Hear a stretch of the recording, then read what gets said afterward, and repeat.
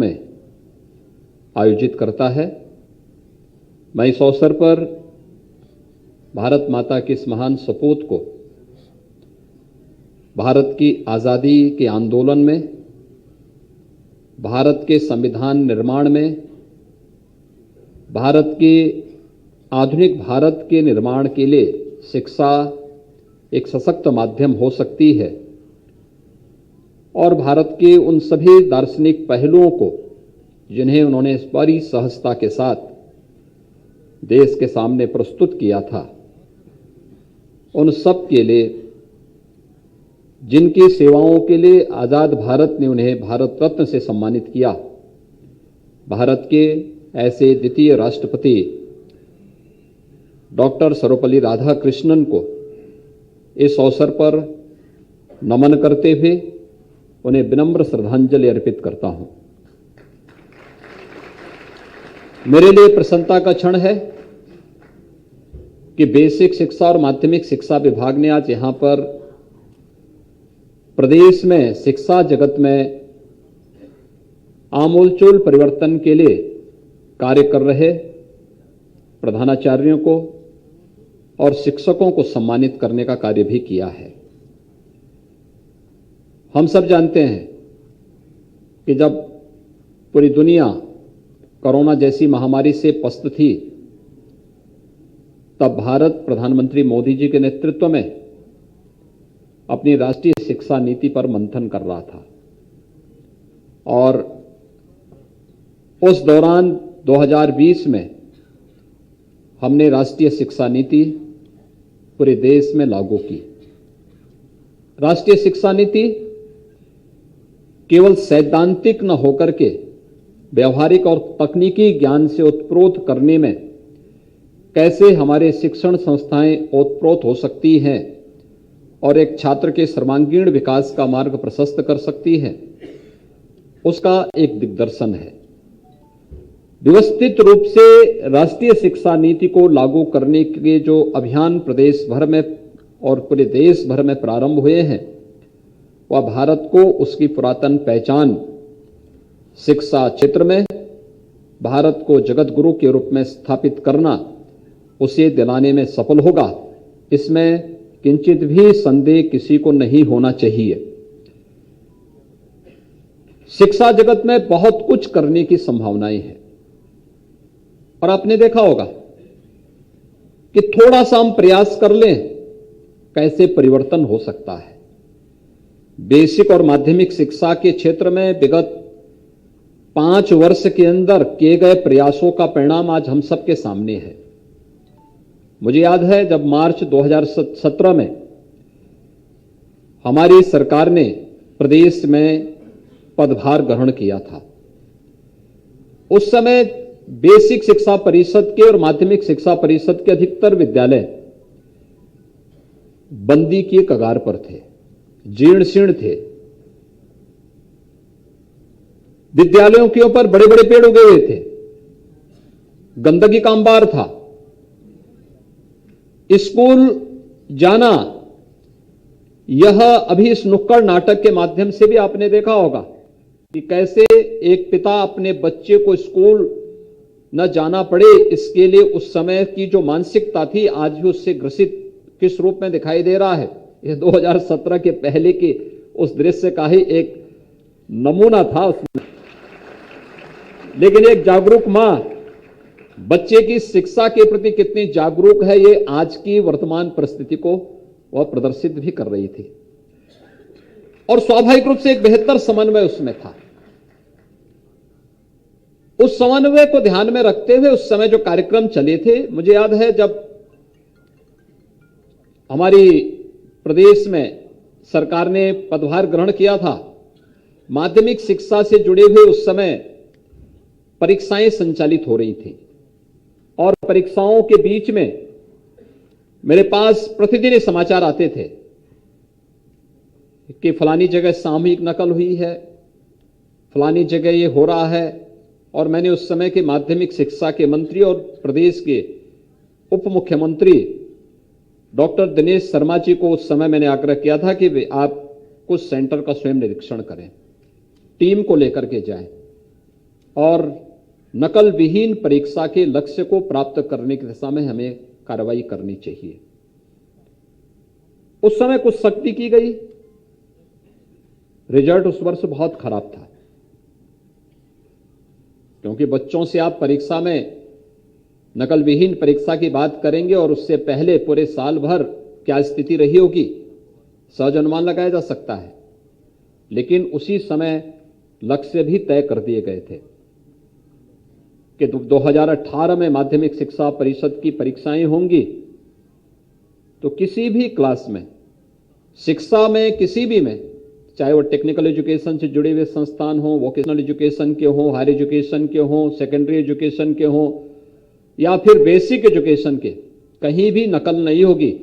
और अगर नकल होगी तो नकल में छात्र का नहीं, संबंधित विद्यालय के प्रधानाचार्य और संबंधित शिक्षक की जवाबदेही हम तय करेंगे।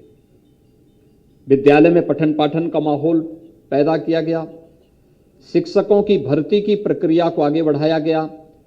जहां पर भर्ती में थोड़ी देरी है, वहां पर रिटायर्ड शिक्षकों की सेवाओं को लिया गया, और जहां पर रिटायर्ड शिक्षक कार्य करने के इच्छुक नहीं थे, वहां विद्यालयों को इस बात की परमिशन दी गई कि कम से कम साइंस, मैथ्स और इंग्लिश के शिक्षकों को वे मानदेय पर अपने स्तर पर रखें, और जब नई नियुक्ति हो जाएगी तो फिर नई नियुक्ति के साथ ही उनकी उसी समय सेवाएं इनकी समाप्त होंगी और नए लोगों को आप उसमें अवसर देंगे।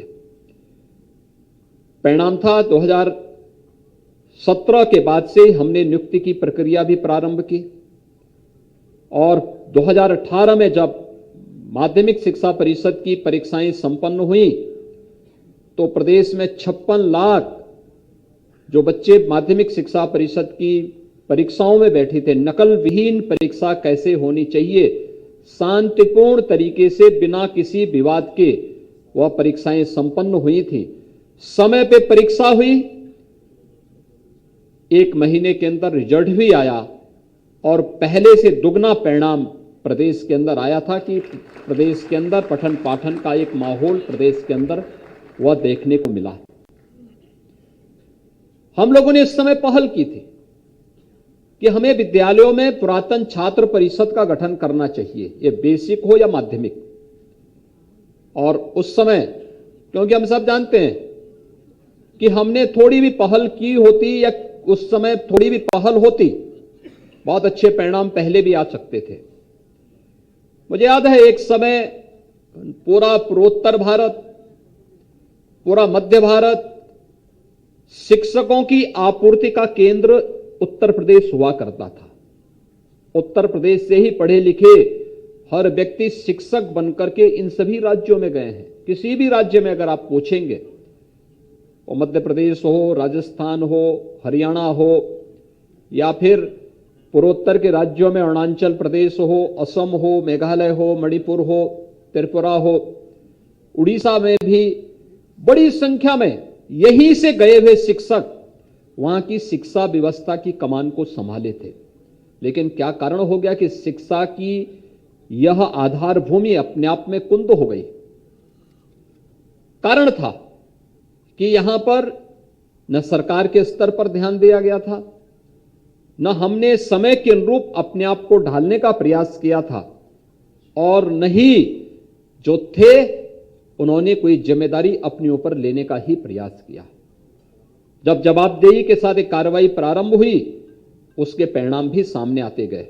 इसके साथ ही शिक्षकों की भर्ती की प्रक्रिया भी संपन्न हुई। अकेले बेसिक शिक्षा परिषद में 1,26,000 से अधिक शिक्षकों की पारदर्शी भर्ती की प्रक्रिया हम लोगों ने संपन्न की। तो माध्यमिक शिक्षा में 40,000 से अधिक शिक्षकों के जो पद खाली पड़े हुए थे, उस भर्ती की प्रक्रिया को भी इस दौरान संपन्न किया गया। और आपने देखा होगा कि भर्ती की प्रक्रिया पूरी पारदर्शी तरीके से संपन्न हुआ।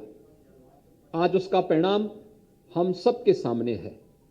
अधिकतर बेसिक शिक्षा परिषद के विद्यालय हो या माध्यमिक शिक्षा परिषद के विद्यालय, पठन पाठन का एक माहौल बना। जुलाई 2017 में हम लोगों ने स्कूल चलो अभियान प्रारंभ किया था। स्कूल चलो अभियान के परिणाम सामने आए। विगत 5 वर्ष में, पिछले 2.5 वर्ष भले ही कोरोना जैसी महामारी के बीच में हम जूझते हुए हमने व्यतीत किए।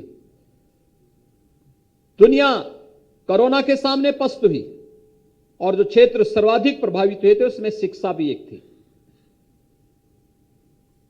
महीनों महीनों तक स्कूल कॉलेजेस बंद रहे। जब एक एक व्यक्ति के जीवन को बचाने का प्रश्न था, उसका ध्यान दिया गया, लेकिन उस समय तकनीक का उपयोग करने का एक प्रयास हुआ। तमाम उस प्रकार के पोर्टल विकसित किए गए, ऑनलाइन एजुकेशन की व्यवस्था दी गई, दूरदर्शन ने तमाम चैनल प्रारंभ किए।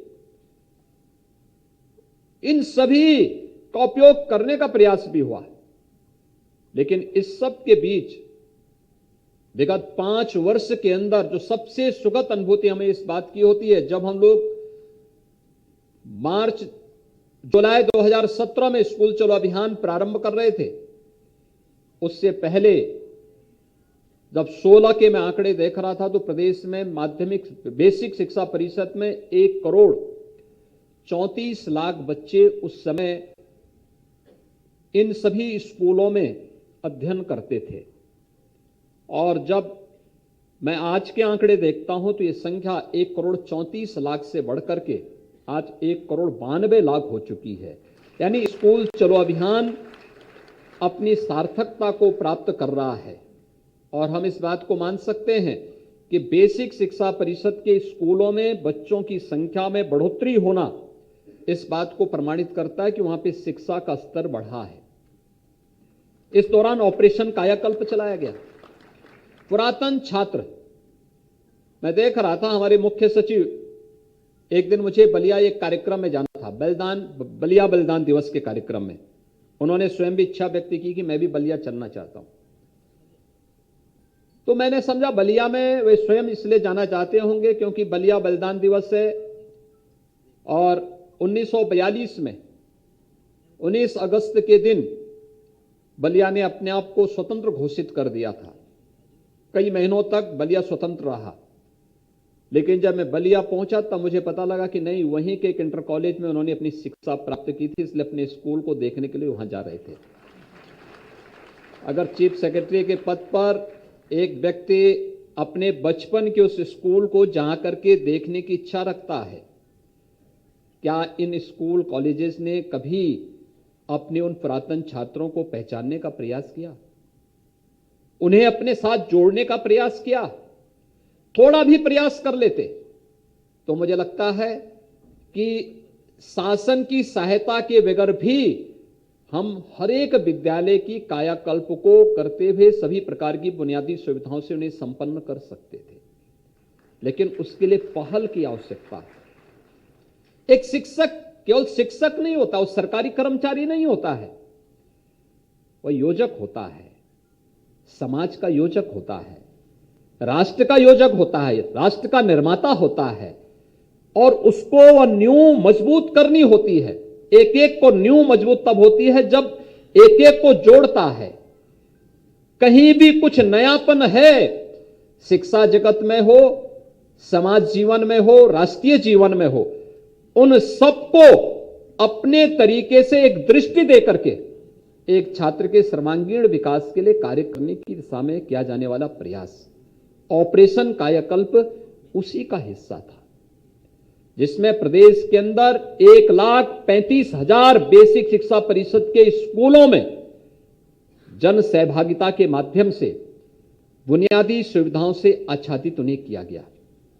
आज मैं मानता हूं, हो सकता है कुछ विद्यालय ऐसे भी होंगे जिनमें अभी भी पुरानी स्थिति होगी, हो सकता होगा, क्योंकि बहुत सारी जगह इस प्रकार की स्थितियां होती हैं।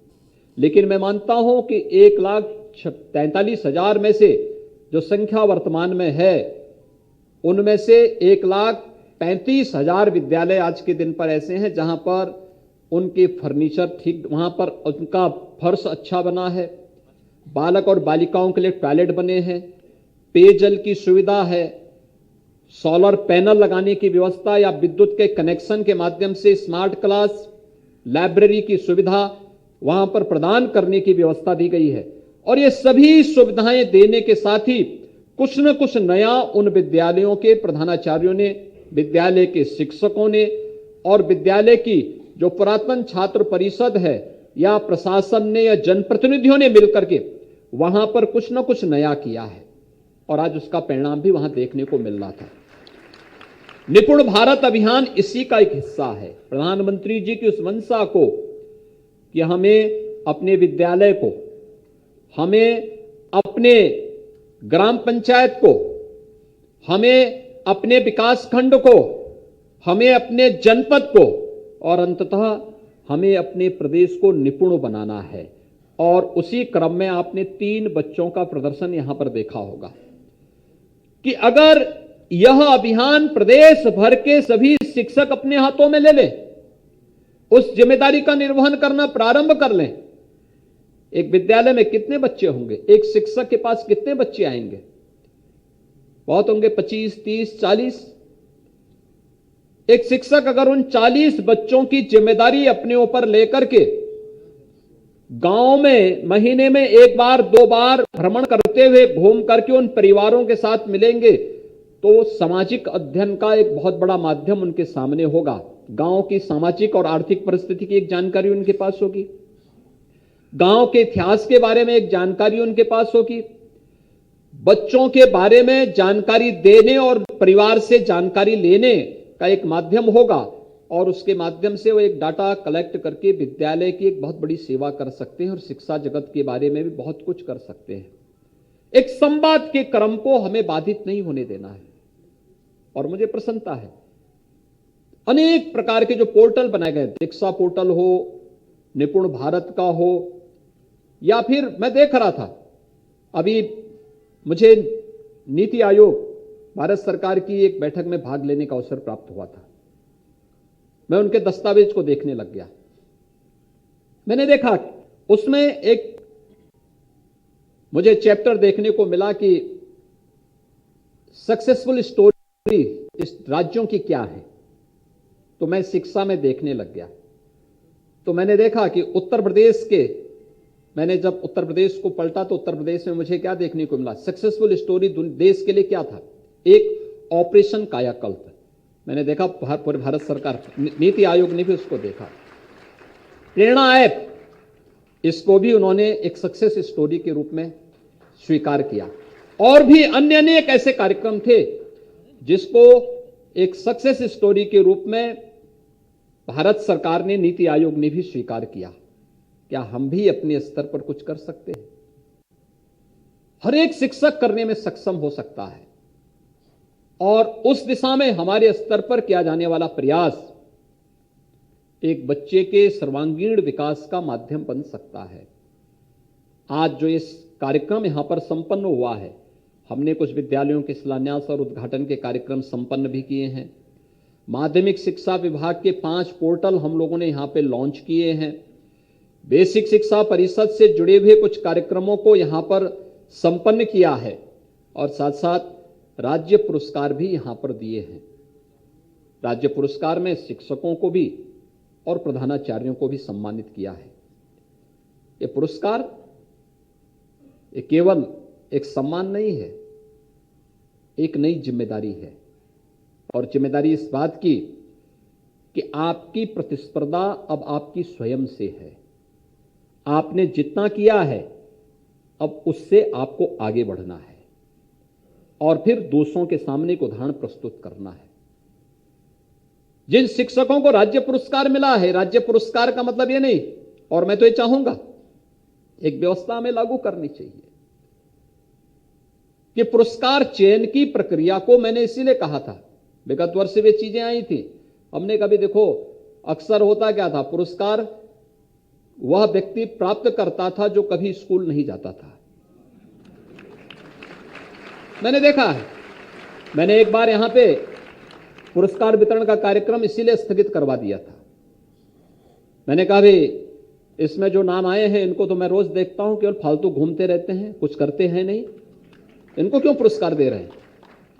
इससे वास्तविक शिक्षक अपने आप को अपमानित महसूस करता है। स्थगित करो इसको, और नहीं तो अपने स्तर पर करना, अपने स्तर पर करो। मैं इस कार्यक्रम में भाग नहीं लूंगा क्योंकि बच्चों के जीवन के साथ खिलवाड़ करने वाले लोग हैं। और मैं उस कार्यक्रम में भागीदार नहीं बना, कार्यक्रम को स्थगित करना पड़ा था।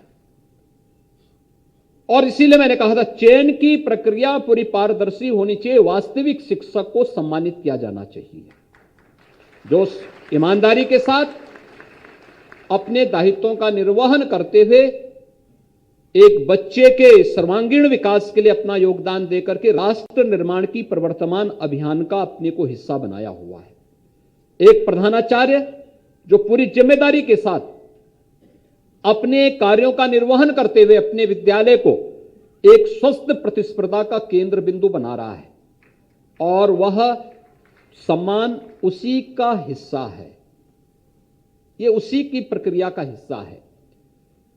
ये केवल 2 साल उन्हें सेवा विस्तार मिल जाए या उन्हें एक निश्चित राशि पुरस्कार के रूप में हम दे दें या परिवहन निगम की बसेज में उनको इतने किलोमीटर तक फ्री में सुविधा उपलब्ध हो जाए, ये बहुत गौण चीजें हैं।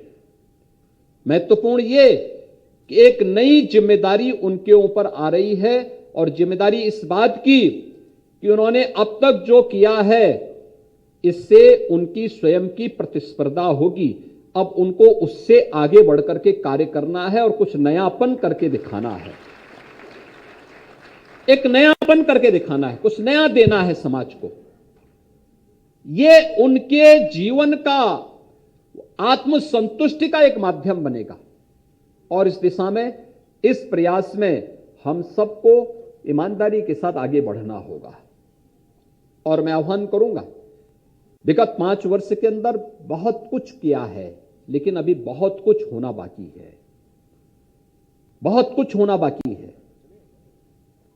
मैंने आपको पिछली बार भी कहा था, नियुक्ति की प्रक्रिया जब हम करेंगे तो नियुक्ति की प्रक्रिया को इतनी पारदर्शी तरीके से संपन्न करेंगे कि किस शिक्षक का ट्रांसफर की प्रक्रिया हो पता भी नहीं होगा, मुझे भी नहीं पता होगा, हमारे मंत्री को भी पता नहीं होगा, विभाग के प्रमुख सचिव को भी नहीं पता होगा कि किस व्यक्ति को कहां जाना है।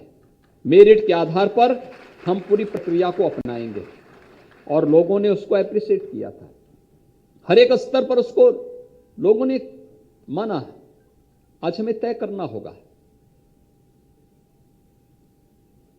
प्रदेश ने, नीति आयोग ने जो 8 एस्पिरेशनल डिस्ट्रिक्ट उत्तर प्रदेश के आकांक्षात्मक जनपद चिन्हित किए थे, मैं धन्यवाद दूंगा कि एस्पिरेशनल डिस्ट्रिक्ट के जो पैरामीटर थे उसमें शिक्षा में थे, स्वास्थ्य में थे, स्किल डेवलपमेंट में थे। इन सभी में उत्तर प्रदेश ने देश के अंदर जो टॉप 10 यानी जो 112 जनपद चिन्हित हुए थे पूरे देश भर में, उनमें से 8 जनपद यूपी के थे। और मुझे प्रसन्नता है कि 8 जो जनपद यूपी के थे टॉप 10 में जिन्होंने अपने रैंकिंग में सुधार किया, उसमें से टॉप 10 में उत्तर प्रदेश के 8 में से 5 जनपद आए थे और टॉप 20 में सभी 8 जनपद